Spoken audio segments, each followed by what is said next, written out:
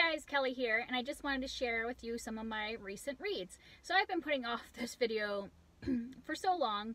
I haven't done one since my March books.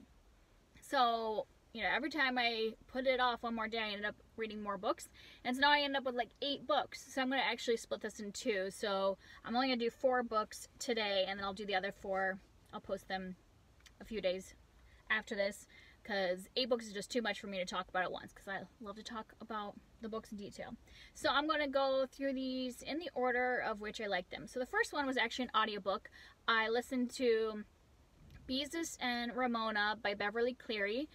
This is the first in like the Ramona series. And I ended up giving this 2 stars. I really didn't like it, and my daughter, who's 4, didn't even like finish it.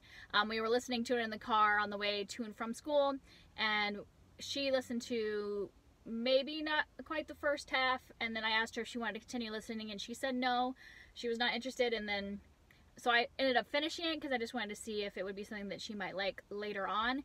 And I definitely do not think that I will yeah, I know I will not get this book for them to read.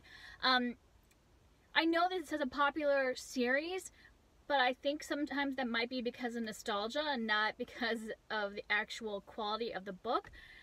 Because it really does have a sign of the times. I don't know exactly when this book was written, but from like the stuff that's happening, for those of you who don't know, it's about 2 sisters.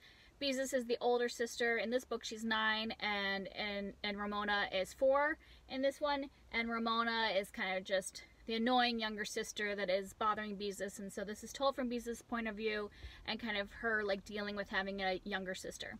And some great themes, like I do like how Beezus is talking about how she feels bad because she doesn't always love her sister and all that stuff because she annoys her, and I like those discussions because it is like true to sibling rivalry.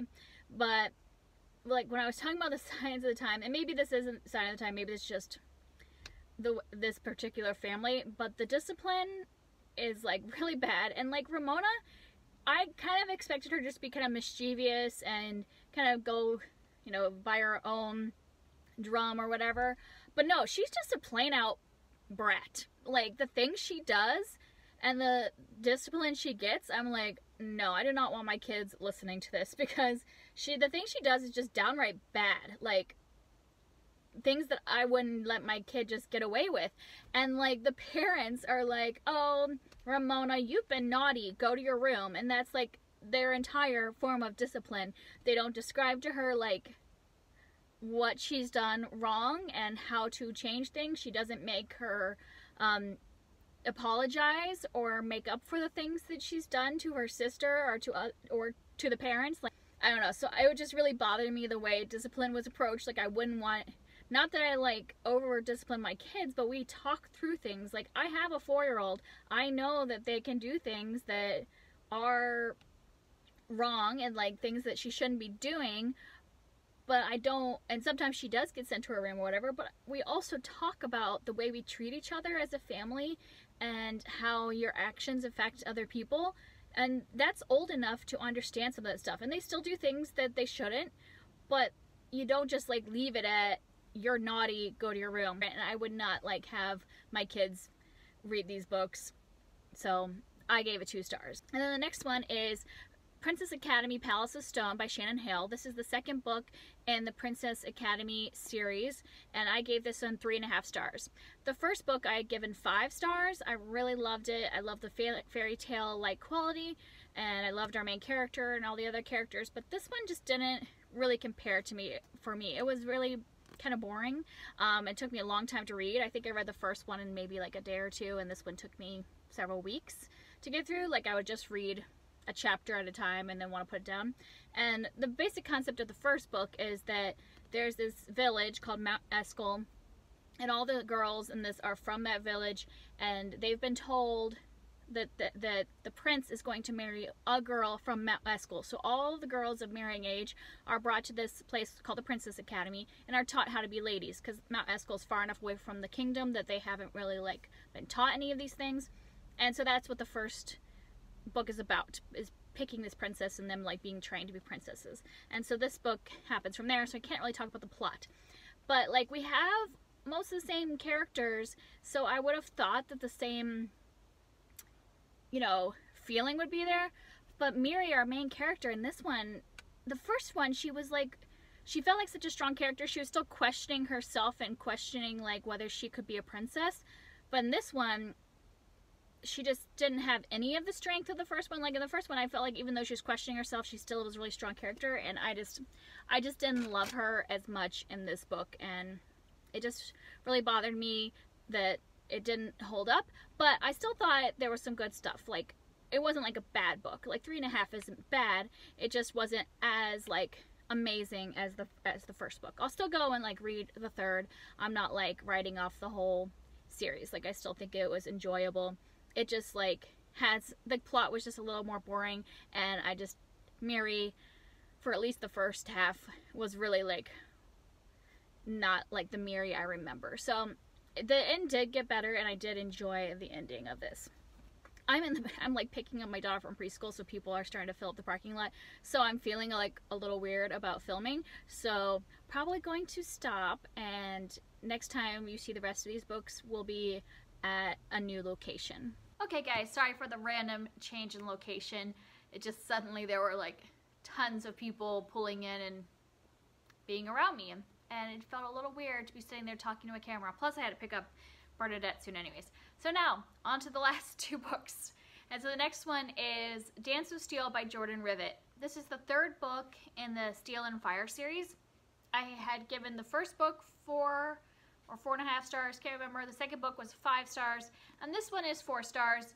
And this is definitely my least favorite of the 3, but was still really good.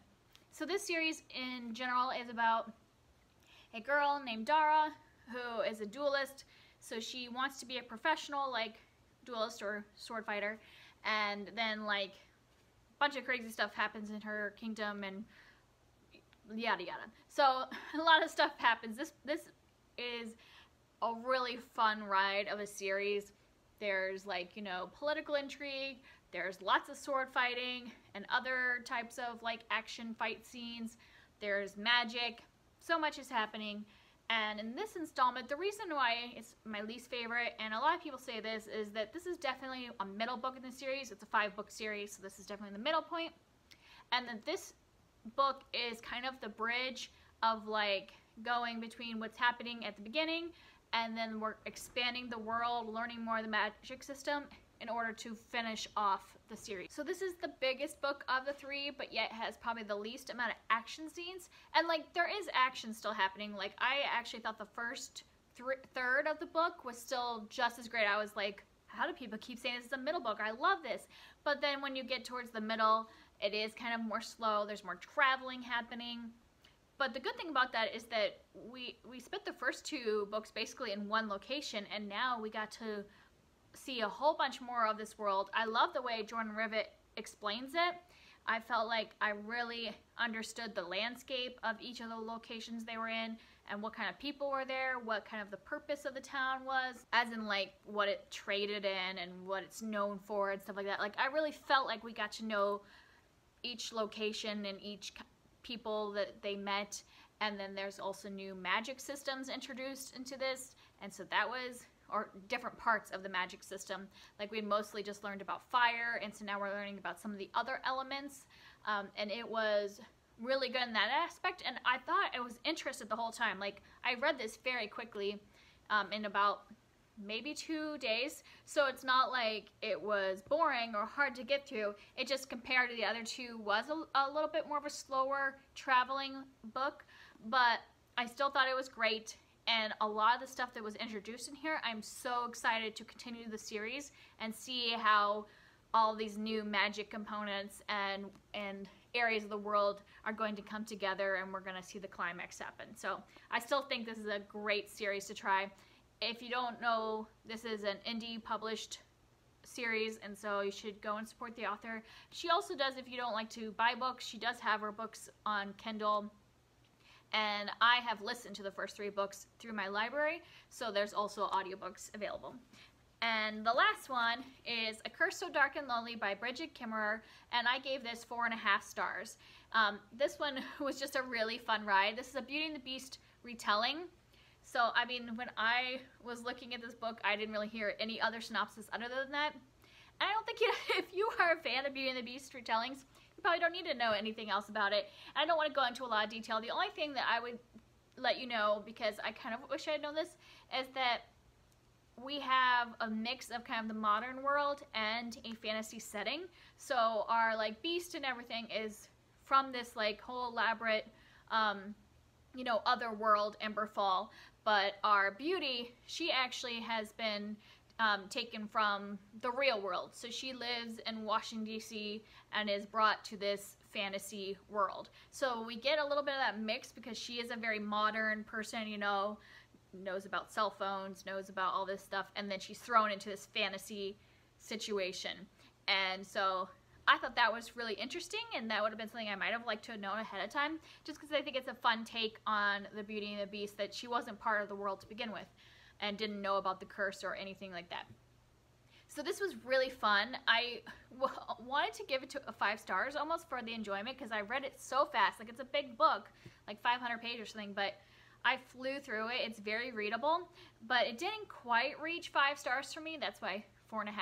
And that's because there was a little bit, it's told from 2 perspectives. It's told from the prince, and it's told from the girl who would represent Beauty, and like the 2 of them have alternating chapters, and I wouldn't mind that. I don't mind dual perspective, but even though he's from this whole fantasy world, sometimes his language was a little too modern. Like, it felt sometimes I would forget whose perspective we were coming from, and seeing as he's from a whole different world that has like princes and kings and all that stuff, I expected him to sound a lot different, and sometimes he didn't.